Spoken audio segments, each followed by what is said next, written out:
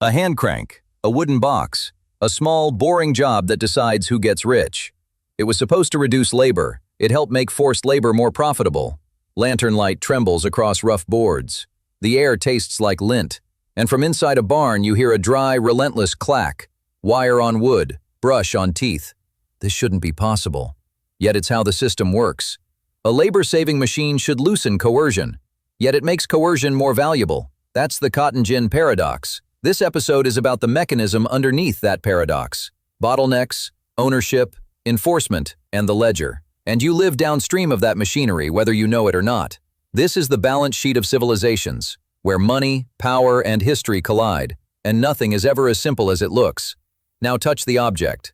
Take raw cotton in your palm, not the clean fluff from a store, the real thing, lint tangled around sticky seeds. You pinch and pull, and the fiber fights you. It clings under the nail. It tears. It wastes minutes the way sand wastes time, grain by grain. Now press that wad against a narrow metal grate. A rotating drum inside the box carries hooked teeth. The hooks grab lint and pull it forward through the slots. The seeds can't fit through. They hit the grate and fall away, hard and rattling, like small stones in a tray. And then the practical leap. A brush sweeps the hooks clean so the machine doesn't jam on its own output. A single gin could produce up to 50 pounds of cleaned cotton in a day. So the system didn't need fewer hands. It demanded more fields, more picking, and tighter control. People think the miracle is that the gin cleans cotton, but the deeper miracle is that it turns a messy plant into a repeatable process. And repeatable processes are what markets can build on. Most people think this is a story about clever mechanics, but the mechanics are just the opening move. The real story is what happens when a bottleneck disappears, because the bottleneck never disappears for everyone. It disappears for whoever can capture the upside. Here's the innovation paradox in a plain sentence. Sometimes a machine removes one kind of labor and makes another kind more valuable. Now the weird detail that makes the whole episode uncomfortable. The inventor of this machine reportedly believed that reducing the manual labor of processing cotton might weaken slavery. The box would do the dirty work. The human system would have less reason to keep people trapped inside it. It went the other way. Not because the box had intentions, not because a cartoon villain chose it, because incentives are a machine too, and incentives don't care what you hoped would happen. People think coercion survives on hatred alone, but hatred is not a balance sheet. Coercion survives when law, property, and enforcement make coercion scalable, and when profit rewards the people who can turn that coercion into predictable output. So we have to stop telling this as an invention fable and start reading it like a system. To understand why a simple box can intensify a brutal regime, you have to understand constraint. Before the gin, cotton faced a constraint you could feel: seed removal. Land could grow cotton. Demand could exist for cotton. But profit could not pass through the seed removal step fast enough to scale. Value sat trapped in a tedious task. People think the constraint was a lack of technology, but the constraint was more specific. It was a gate in the chain, and gates decide who gets paid. The gin didn't create cotton. It didn't create land. It didn't create demand. It removed a gate. And in a market system, removing a gate doesn't end the struggle. It relocates it. Notice what the gin does not do. It doesn't plant. It doesn't pick. It doesn't haul. It doesn't store. It doesn't negotiate credit. It doesn't set the price. It sits in the middle, waiting for the world to feed it. So when cleaning speeds up, the rest of the chain has to keep up. And the chain doesn't tighten evenly. It tightens where bargaining power is weakest. People think efficiency means less labor, but efficiency often means a different labor becomes the scarce input. Once seed removal gets cheaper, the scarce inputs shift to what the machine cannot do for you: expanding acreage, organizing picking, financing inventories, moving bales, and enforcing the flow. And if a system already has a way to force labor without negotiation, that system becomes more valuable, not less. Now touch the next object, because paper is how systems become durable. A patent drawing pinned to rough wood, clean lines, a drum, hooks, a grate, a brush, a signature that turns a device into a property claim. People think patents exist to honor inventors, but their deeper role is to decide who gets to charge rent on a bottleneck. And when the bottleneck is valuable, the paperwork gets sharp, because ownership turns an idea into a lever. Here's where the story stops being about the box and becomes about the balance sheet. When cotton becomes faster to clean, cotton becomes easier to standardize. When it becomes easier to standardize, it becomes easier to sell to distant buyers. When it becomes easier to sell, it becomes easier to borrow against. And once you can borrow against a future flow, expansion stops being an ambition. It becomes a project. People think finance is a separate world, but finance is just the set of rules that decides whose claim gets paid before the rest. A buyer wants predictable quality. A shipper wants predictable schedules. A lender wants predictable repayment. A merchant wants predictable volume. Each demand sounds reasonable when you read it alone, but stack the demands together, and the pressure travels backward through the chain until it lands on the bodies that cannot refuse. Now touch the object that converts fiber into money, a warehouse tally, a bail receipt, a ledger line that turns plant matter into a claim. You can feel the logic even without reading the ink. Weight, grade, mark, fee, signature, stamp. The paper doesn't just record the bail, it makes the bail legible to outsiders. It makes it tradable. It makes it pledgeable. It makes it count. People think the violence is only physical, but there is also paperwork violence, a world where enforceable claims travel easily, while the people carrying the costs have no standing to object. Once cotton can be turned into a standardized claim, it becomes easier to insure, easier to store, easier to advance credit against. And that is how a crop becomes a financial engine. Now listen to how systems talk when a crop becomes a flow, not a harvest. A flow. A flow is something you schedule, something you borrow against, something you punish interruption for. So once cotton becomes a flow, the system invests in reducing interruption risk.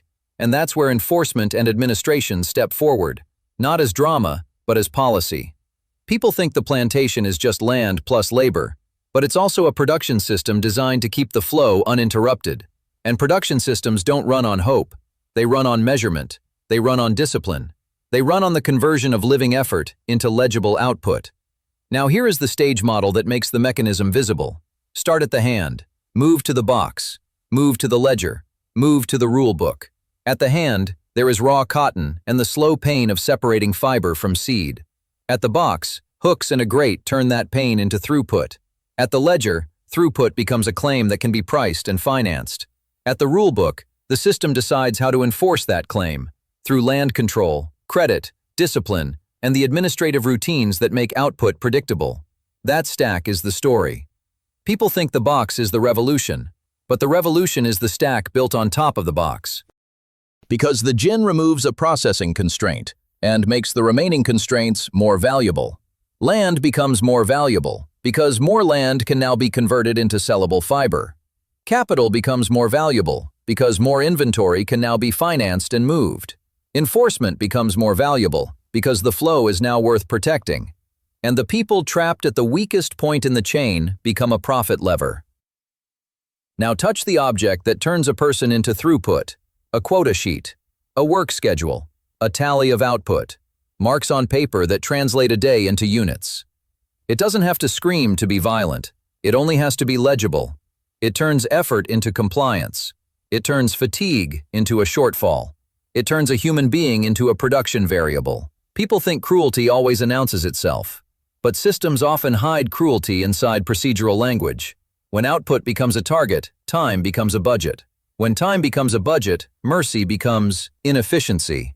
And when mercy is treated as inefficiency, brutality can be described as discipline and improvement. Not because the actors are novel monsters, because the incentives reward the behavior. This is the inequality mechanism, stripped of slogans. Throughput jumps at the seed removal step. Cotton profitability rises. Land expansion accelerates. Labor demand rises where labor has the least bargaining power. Surplus flows upstream to owners, merchants, and financiers. Inequality widens even as productivity improves. People think growth is automatically shared, but growth is volume. Distribution is property. Distribution is bargaining power. Distribution is enforcement. Distribution is who gets to say yes and no. And in a coercive labor regime, no is engineered to be impossible. So when the gin increases the value of cotton, it increases the value of coercion that secures cotton. That's why the system hardens. Not because the machine wants it, because the system pays for it.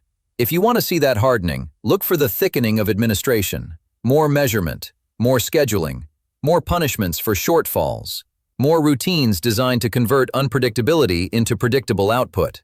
People think the overseer is the mechanism, but the overseer is often the instrument.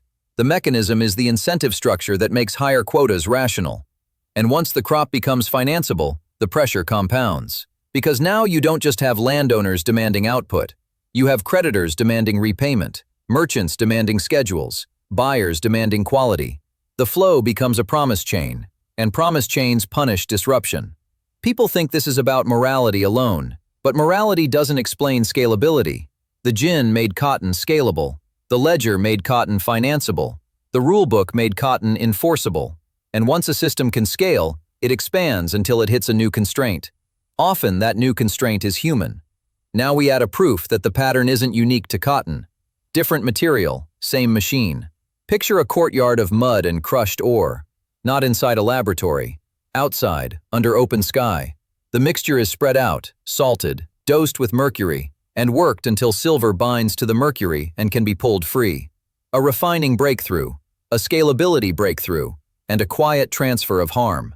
People think innovation makes life cleaner, but some innovations make extraction cheaper by pushing costs onto bodies and landscapes that can't refuse. Different object, same logic. Now bring it back to the cotton gin, and be honest about what makes the paradox sting. A labor-saving device should reduce coercion, yet the device helped make coercion pay. That is the paradox. And here is the resolution, grounded in the system's internal logic. When a tool removes a constraint, it can raise the price of the constraints that remain. If those remaining constraints are controlled through coercion, the system doesn't soften. It invests in tighter control, because tighter control produces more predictable output, and predictable output supports more credit, more trade, and more expansion. That's not conspiracy. That's a feedback loop. People think the lesson is, technology is evil. That's a slogan. The lesson is that technology amplifies whoever owns the bottleneck. If ownership and enforcement are concentrated, the upside concentrates. If bargaining power is crushed, the burdens concentrate. The box doesn't choose. The rulebook chooses. Now bring it forward carefully, without headlines, without names, without time anchors. Machine intelligence and automation are often promised as comfort. Fewer tasks, more abundance, a smoother life. Sometimes that happens. But the cotton gin teaches you the more reliable question. What becomes the new choke point? When a tool automates a task, the scarce input often shifts to ownership, access, distribution, and measurement. People imagine effortless prosperity, but the more common pattern is different. The tool changes who has power to say yes and no in the economy. And when that power concentrates, the people whose tasks were automated can lose leverage even while total output rises. The fear here is quiet. It looks like wage pressure, task fragmentation, surveillance-like measurement, work turned into dashboards, quotas, and compliance checks. Not a sci-fi villain, just incentives, ownership, and rules doing what they do. So here is the viewer lens, how you stop being fooled. The next time you hear about a breakthrough, don't only ask what it replaces, ask what it makes more valuable. Ask where the bottleneck moved. Then listen for the paperwork. Who controls access? Who writes the metrics? Who sets the quotas? Who gets to enforce the terms? That is usually where power crystallizes. People think progress is a straight line from hardship to freedom. But progress is also a balance sheet. And balance sheets don't care about your story. A wooden box with hooks removed a bottleneck. The system responded by making the remaining bottlenecks, ownership, enforcement, and measurement, worth fighting over. That is the innovation paradox in its sharpest form. Subscribe to the Balance Sheet of Civilizations.